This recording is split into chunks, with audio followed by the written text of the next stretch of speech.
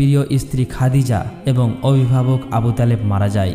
আবু তালেবের মৃত্যুর আগে পর্যন্ত মক্কার কাফের মুশরিকদের আল্লাহর রসুলের দাওয়াত দিয়েছেন, কিন্তু মক্কার কাফের মুশরিকরা প্রতিবারের মতোই আল্লাহ এবং তার রসুলের কথাগুলো অমান্য করে গিয়েছে। চাচা আবু তালেবের মৃত্যুর পর নবীজির উপর থেকে যেন ছায়া সরে গেল। মক্কার কাফেররা এবার আরও বেশি কষ্ট দিতে লাগলো। বাধ্য হয়ে মুহাম্মদ সাল্লাল্লাহু আলাইহি ওয়াসাল্লাম তার পালিত পুত্র জাহেদকে নিয়ে তাইফে চলে যায়, কিন্তু সেখানে গিয়ে দেখল ভিন্ন চিত্র। তাইফের মানুষ মুহাম্মদ সাল্লাল্লাহু আলাইহি ওয়াসাল্লামকে কবুল করেনি, বরং তারা তাদের বাচ্চাকে লেলিয়ে দেয় তাকে পাথর মারার জন্য। বাচ্চারা তখন মুহাম্মদ সাল্লাল্লাহু আলাইহি ওয়াসাল্লামকে পাথর মারতে মারতে সেখান থেকে সরিয়ে দেয়। মুহাম্মদ সাল্লাল্লাহু আলাইহি ওয়াসাল্লাম এই ব্যবহারে এত বেশি কষ্ট পেয়েছিল যে ওই দিন তার জীবনের সবচেয়ে বেশি কষ্টের দিন বলে আখ্যায়িত হয়েছিল।